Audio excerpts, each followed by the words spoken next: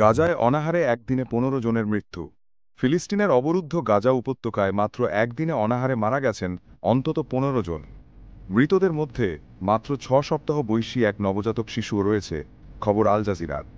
মূলত দীর্ঘদিন ধরেই ক্ষুধা আর দারিদ্র্যের মুখোমুখি উপত্যকাটিতে সংকট আরও ভয়াবহ রূপ নিচ্ছে বলে জানিয়েছেন স্বাস্থ্য কর্মকর্তারা। প্রতিবেদনে বলা হয়েছে, অনাহারে মারা যাওয়া ৬ সপ্তাহ বয়সী ওই শিশুর নাম ইউসুফ আবু জাহি। দুধের অভাবে তার মৃত্যু হয়।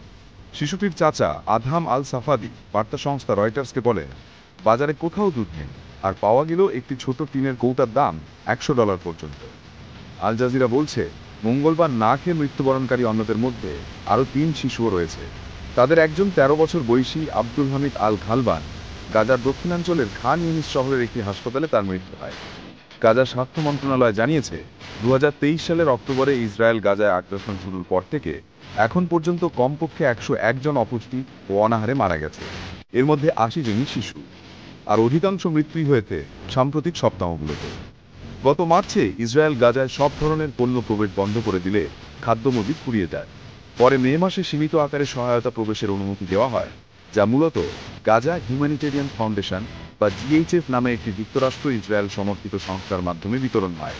এতে জাতিসংঘের কোনো ভূমিকা রাখার সুযোগ দেওয়া হয়নি। কিন্তু এই সহায়তা বিতরণ কেন্দ্রগুলোর কাছাকাছি জায়গায় সহায়তা নিতে গিয়ে প্রাণ হারিয়েছেন ১,০০০-এরও বেশি ফিলিস্তিনি। জাতিসংঘ মানবাধিকার দপ্তরের তথ্য অনুযায়ী এসব মৃত্যুর বেশিরভাগই ঘটেছে মে মাসের পর থেকে।